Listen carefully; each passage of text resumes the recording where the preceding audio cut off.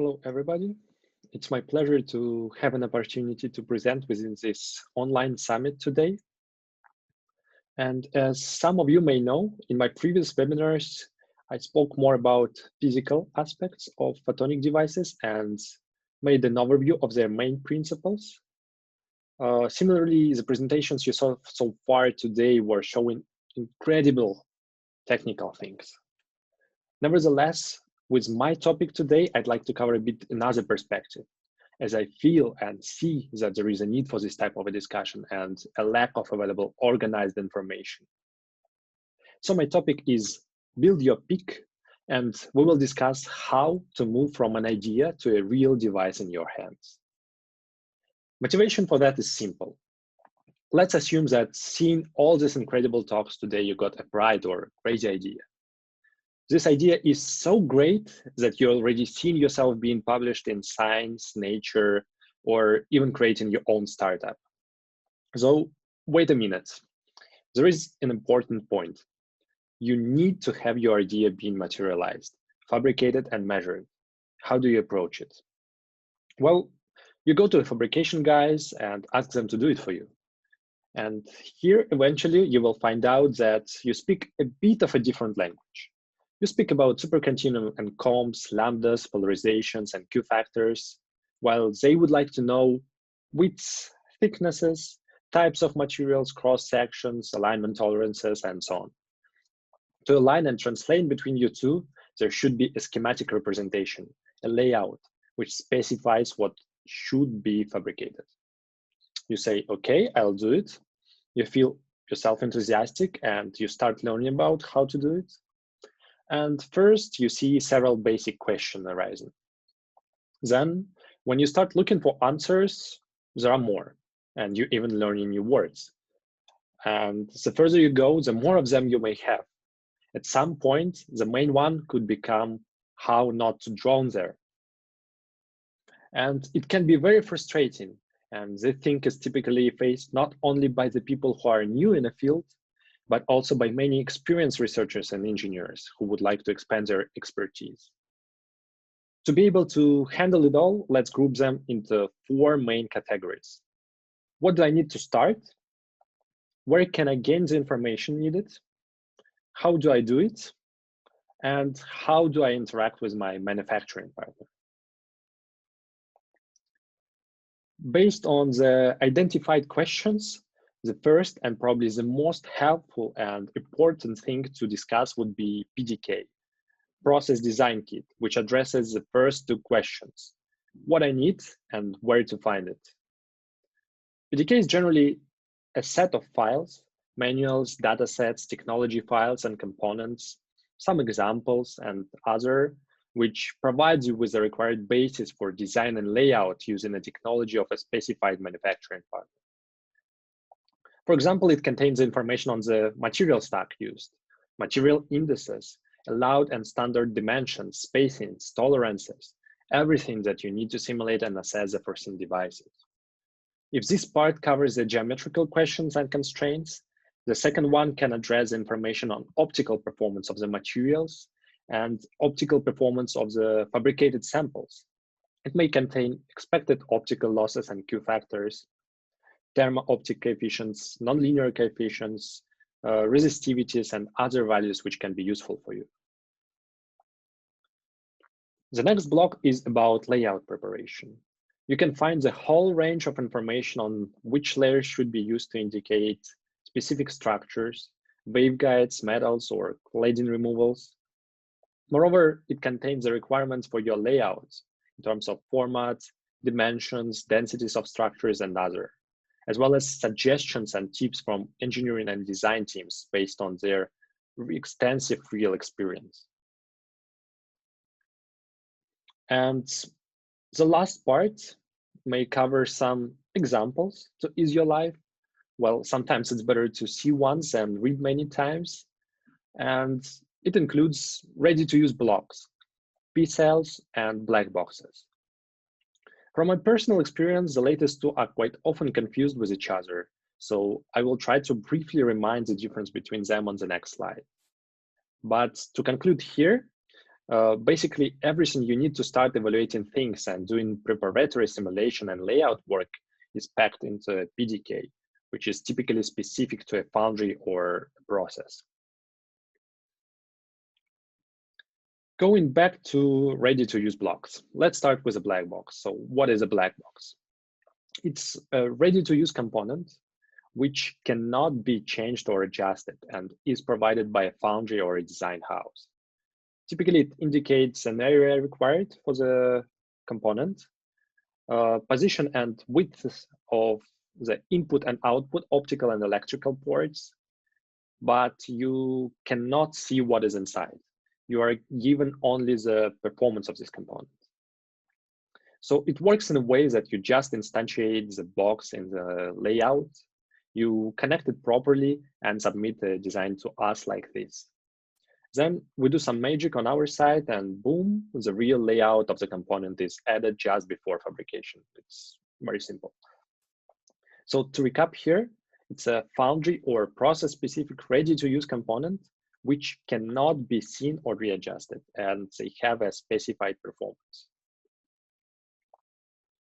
On the other hand, there are parametric design cells, or P cells. They are templates for your components, which can be adjusted according to your need. They're here to ease your life and to avoid the necessity to invent a way to lay out them yourself, as well as to eliminate the possibility to make any coding error, which can happen to anybody. The simplest form of it is a straight waveguide. So the parameters here are its length and width. The next one, a widely used ring resonator. Here you can define the ring width, bus waveguide width, spacing, ring radius, or in more advanced P cells, they can allow you even to use two coupling waveguides or to change the coupler shape. You can go further and define spirals, which are generated based on the required length or delay, or even go for functional blocks, Mach-Zehnder interferometers, where you can just specify the required asymmetry and couplers to be used and get the device out straight away. These blocks are linked typically to a specific software and can be either generic, such as rings or waveguides, or foundry specific. They can be easily adjusted and they're generated basically based on your needs. Okay, we've talked about the information you can acquire, layout tricks, and things that you can have readily available. But an additional and always important and required step for advanced circuits or functionalities is simulation of the planned devices. In this part, I will try to briefly cover the main tools and approaches to it. The first reasonable set of questions is, what can I simulate and which tools and approaches are available for that? Here, I split everything into three main groups: model analysis, component level. I merge them here on the slide as typically they are part of the same software package. And of course, the circuit level simulations. And also I indicated some widely used software providers here. Of course, some people and research groups write their own code and programs for specific simulations they may need. But in the next several slides, I will try to focus more on commercial tools. And generally, software providers, they have similar solvers and packages, so it's a matter of personal choice on which of them to use. For simplicity, I will base my brief examples on the numerical toolbox, which is now part of ANSYS, and I will not go for the moment for the circuit level simulations, as it's a huge topic by itself. Okay, our first stop is a mode analysis. I separated it as though being a simple and short simulation type, there are typically a lot of questions which they can answer directly. It's the questions about mode field emitter, possibility of multi-mode behavior, effective and group indices, coupling efficiencies, and many others. In numerical, the fastest way is to use eigenmode analysis and mode solution tool. So here you just define a geometry of interest, you specify wavelengths and get back an information of the propagating modes. Their indices, as you may see from this example, you can extract, for example, an effective index and group index for each of the modes. You can extract their profiles, and you can even obtain an angular behavior in case of a free space propagation. Moreover, the same tool allows you to overlap these profiles with a beam of specified parameters.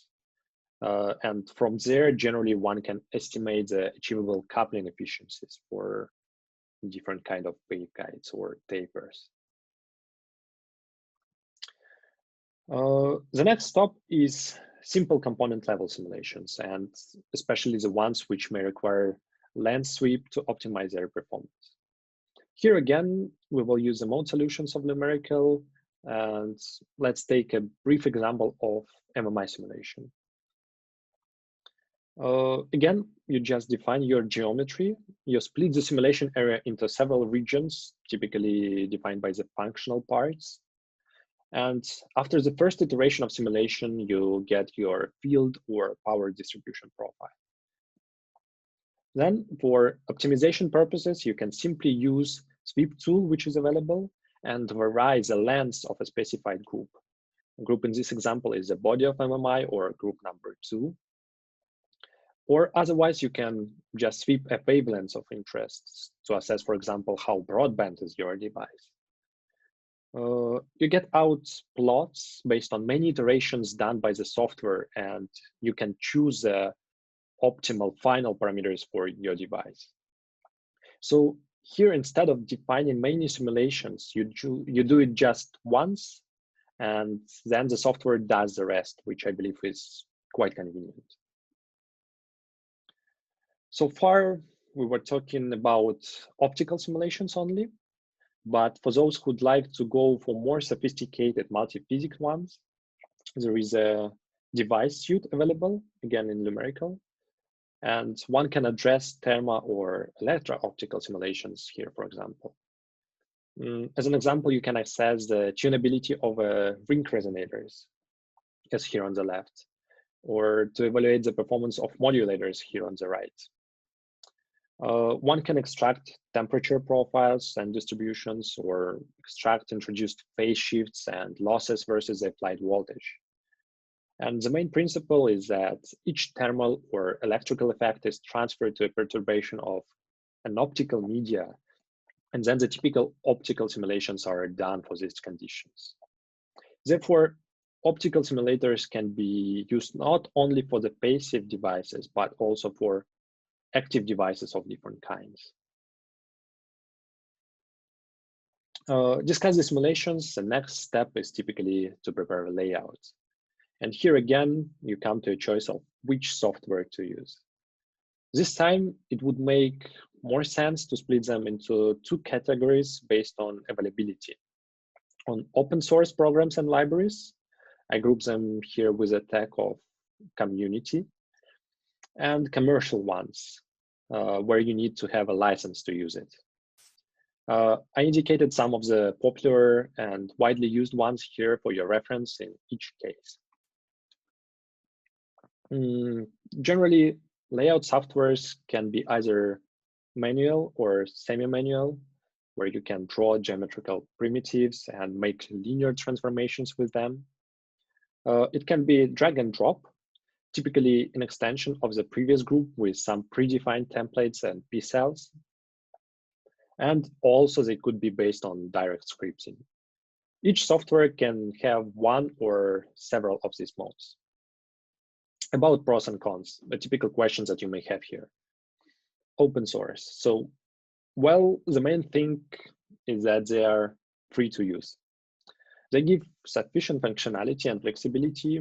They may have some templates and p-cells implemented, but typically they are much more limited than commercial ones and have less validation and no PDK integration, except probably for Nazca. As far as I know, they are doing some work towards it. For commercial ones, typically they are much more functional. They have functions for auto connections. They can have integrated simulations tools.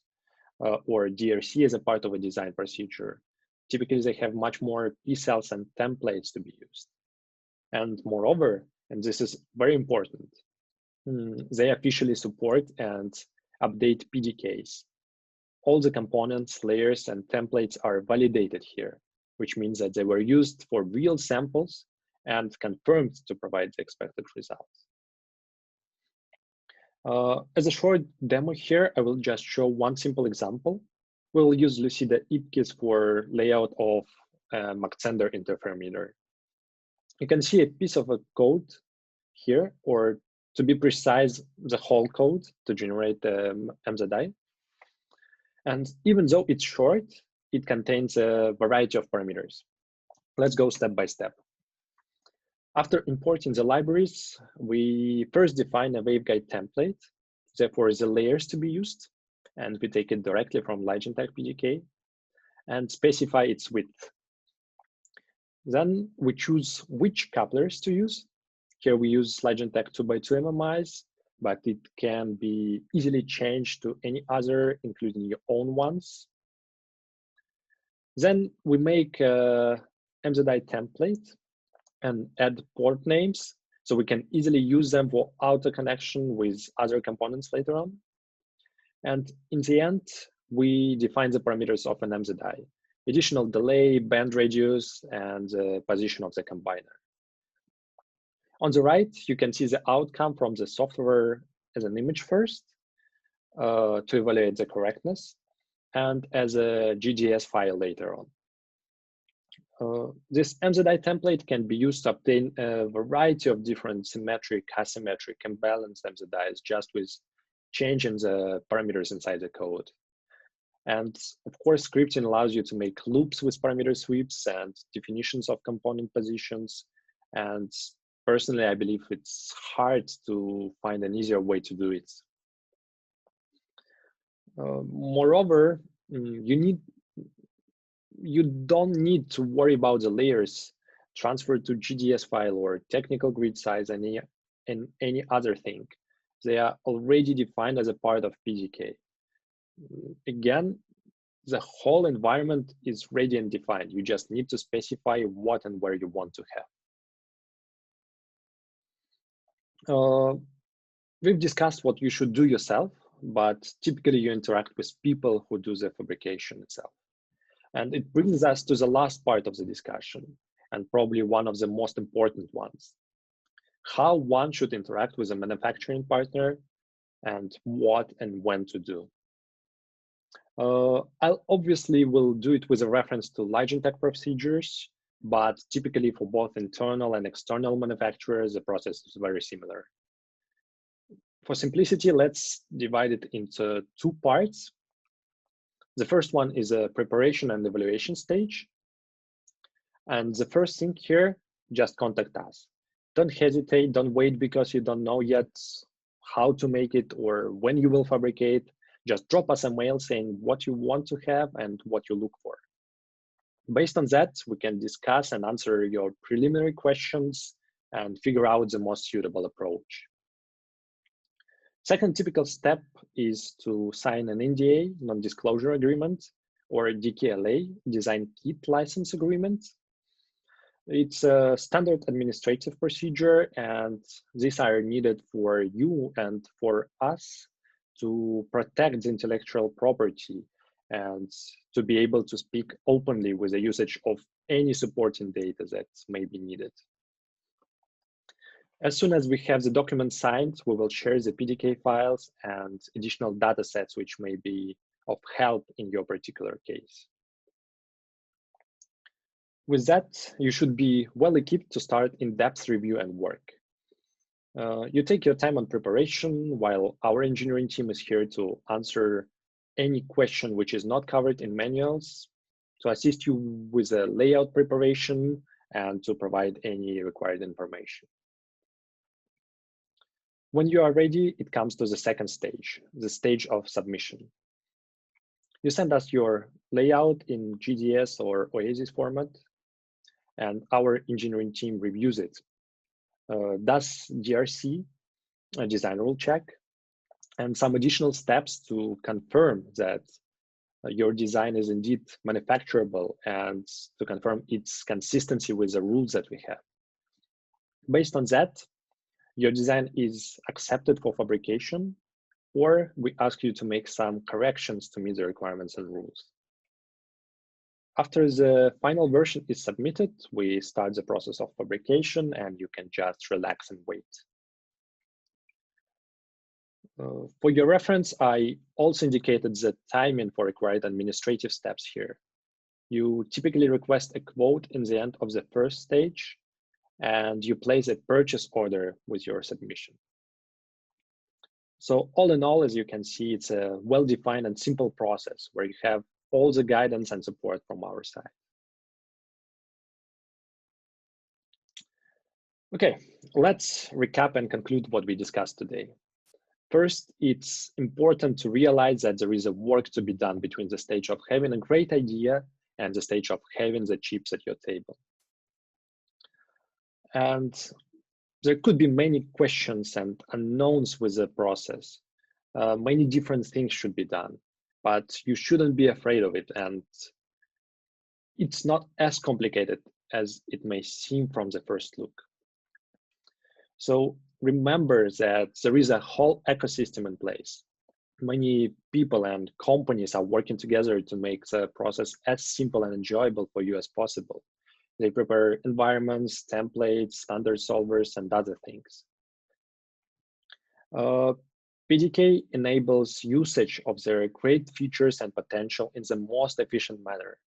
It interconnects softwares, design houses, manufacturing partners, and users.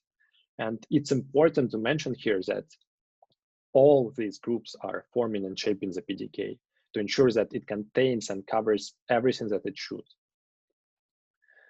LIGENTEC officially works and collaborates with the major players in each segment to develop and implement its PDK and to ensure easy access to these technologies, and definitely more of them to come soon. And of course, any journey, including the ones in integrated photonics area, they start with a first contact. So don't hesitate to reach us or software providers or design houses, as we are here to help you. At LIGENTEC, we're always trying to be more than just a foundry, to be a manufacturing partner for you and to make a solid basis for your projects, answering your questions, providing the data that you may need, helping you with the designs and layout preparation, and connecting you with the relevant professionals in the field. So just reach us with your ideas and we will help you to figure out the best way towards its realization. With that, I'd like to thank you all for being here and hope that this overview was useful and will help you to direct your efforts efficiently. Please don't hesitate to reach us at info@ligentech.com or me directly by my personal mail. Thank you.